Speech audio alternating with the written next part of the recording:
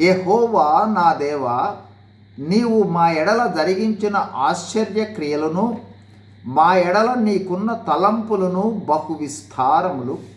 వాటిని వివరించి చెప్పెదను అనుకొంటినా అవి లెక్కకు మించి ఉన్నవి. నీకు సాటి అయిన వాడొకడును లేడు. కీర్తనలు 45. దేవునికి తన ప్రజల ఎడల కలిగిన తలంపులు బహు విస్తారములు. కొన్నిసార్లు మనం వెళ్ళు పరిస్థితులు మనలను కలవరపరచవచ్చు. వెంటనే మనము ఒక్కసారి మన జీవితంలో గతంలో దేవుడు చేసిన ఆశ్చర్య కార్యాలు, అద్భుత క్రియలను జ్ఞప్తికి తెచ్చుకుంటే చాలు, మన కలవరం పూర్తిగా మాయమైపోతుంది. నాటి పరిస్థితులు, ఆ పరిస్థితులలో దేవుడు చేసిన సహాయము, ఆయన చేసిన విధానాలను తలంచుకుంటే ఈ వాక్యం తప్పనిసరిగా గుర్తుకొస్తుంది. యెషయా గ్రంథము 55:8.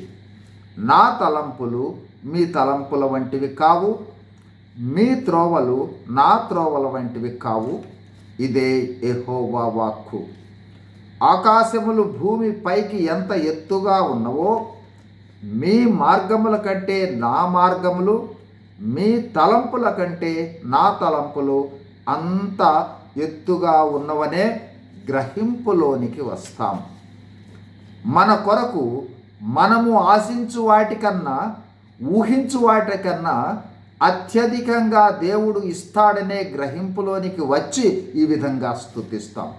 దేవా, నీ తలంపులు నాకెంతో ప్రియమైనవి. వాటి మొత్తము ఎంత గొప్పది. వాటిని లెక్కించదను అనుకొంటినా అవి ఇసుక కన్నా విస్తారములు అని దేవుణ్ణి స్తుతిస్తూ ప్రార్థిస్తాం.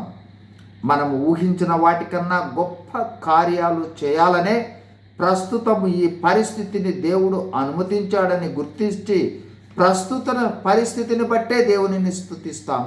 God bless you. Thank you.